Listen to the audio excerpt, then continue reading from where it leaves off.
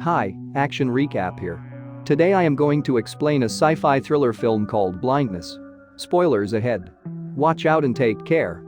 The movie begins with the scene of a young man on his way to work suddenly going blind in the middle of a traffic. When the traffic light turns green and the man is not able to move his car, the cars behind him begin honking at him repeatedly. Soon some concerned city dwellers approach the man and learn that he has lost his vision. A good Samaritan named X offers to drive the man home and help clear the traffic. As they head to his apartment, the blind man describes his sudden affliction as an expanse of dazzling white, as though he is swimming in milk. Eventually they arrive at the blind man's upscale apartment. However, as soon as the blind man gets out of his car, the rescuer flees with the blind man's vehicle. Later, the blind man's wife returns home and is shocked to learn about her husband's condition. Decides to take him to a local ophthalmologist. The doctor performs a thorough examination of the man's eyes, but fails to find a reason for his sudden blindness. For most blind people everything goes dark, but the blind man mentions seeing white. The doctor refers the man to a hospital. Meanwhile, the man who stole the blind man's car runs into a police check. Afraid of getting caught, he illegally changes lanes and abandons the car. However, before he could get away, the man gets his karma and suddenly goes blind like the man who he stole from.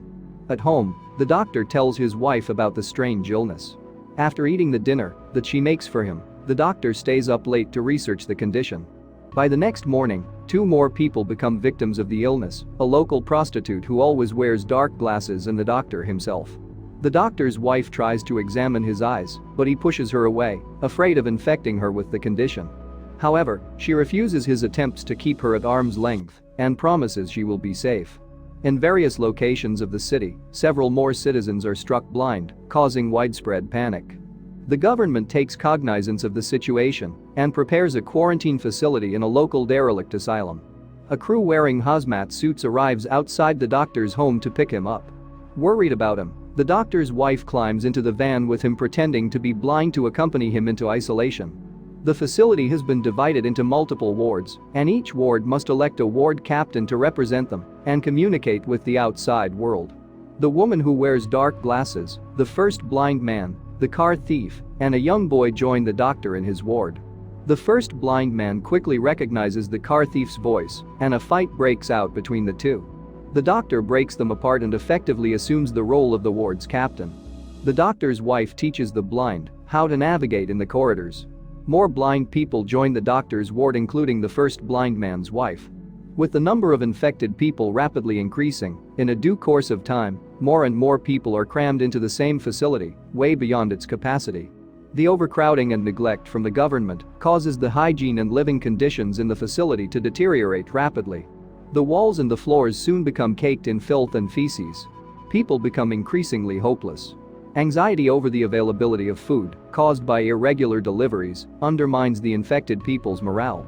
The soldiers who guard the asylum become increasingly hostile, and the government refuses to allow in basic medicines, so that a simple infection becomes deadly.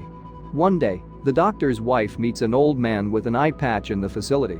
He lives in another ward, but asks to move to the doctor's ward. The old man has a radio, so the doctor's wife allows him to change wards.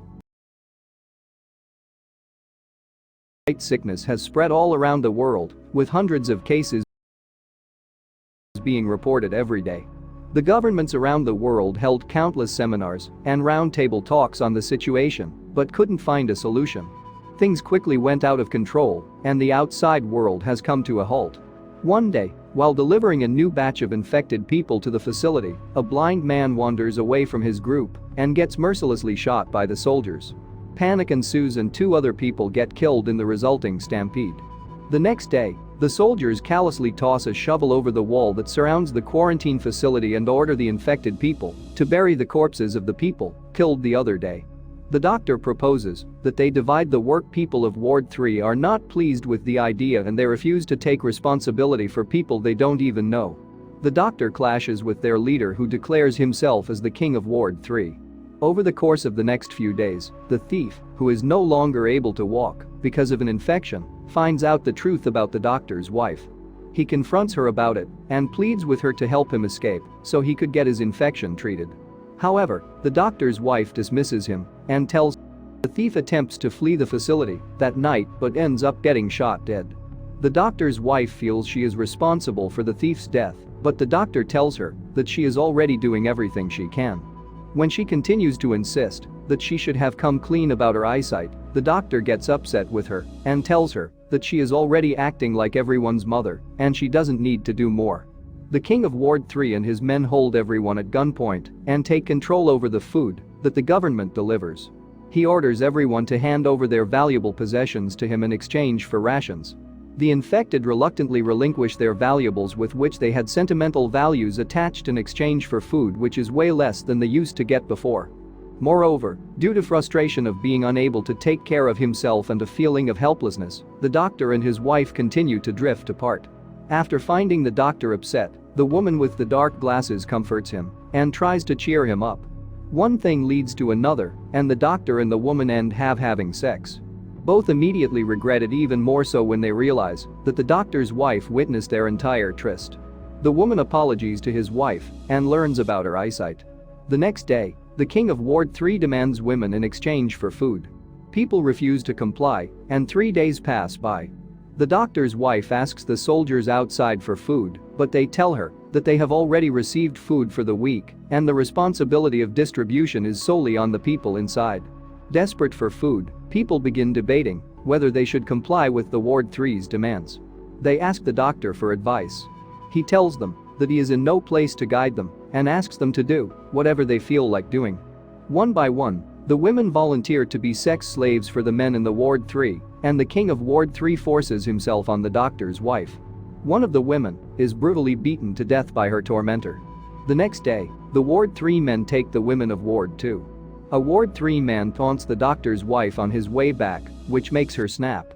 She takes a scissor to Ward 3 and murders their leader. She proudly boasts to the Ward 3 men that they will never be able to know who she is before walking away with the women. She tells her husband about the revenge, but he could care less about it. He is more worried about the possible war. The people of Ward 1 and 2 learn about the assassination of the king of Ward 3 and grow worried about a retaliation. Meanwhile, they barricade their wall anticipating a possible war. The group then discusses giving up the person who killed the leader of Ward 3. Hearing this, the doctor's wife almost gives herself up, but she is interrupted by the radio man, who suggests that they should get the food back themselves.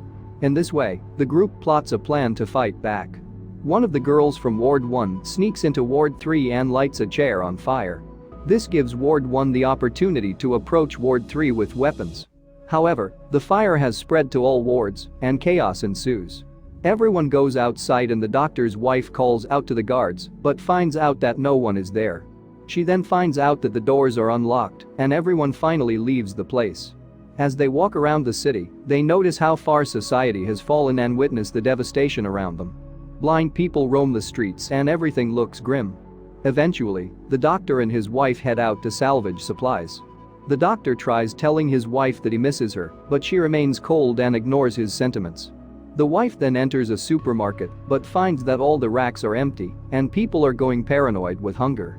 She then ventures to the basement and finds a large stack of food that she hadn't even dreamed of since ages. She collects 2 bags of supplies and goes upstairs. However, the hunger-stricken people sense that she has something and immediately attack her. The doctor, who was waiting at the door, rushes to aid her and the couple run away. After they reach a safe place, the doctor realizes that he left his clothes behind at the supermarket, so he returns to get them back. The tired wife sits and looks on as a pack of dogs eat a dead man. Suddenly, a dog comes by and gives her company. It starts raining, so she gets inside and the dog follows her. The doctor also arrives with the clothes, and after wearing jackets, they head back to their place. Outside, the people enjoy the rain and are seen rejoicing in the experience, even if it's for a little while. The following day, the doctor's wife takes the group to their home.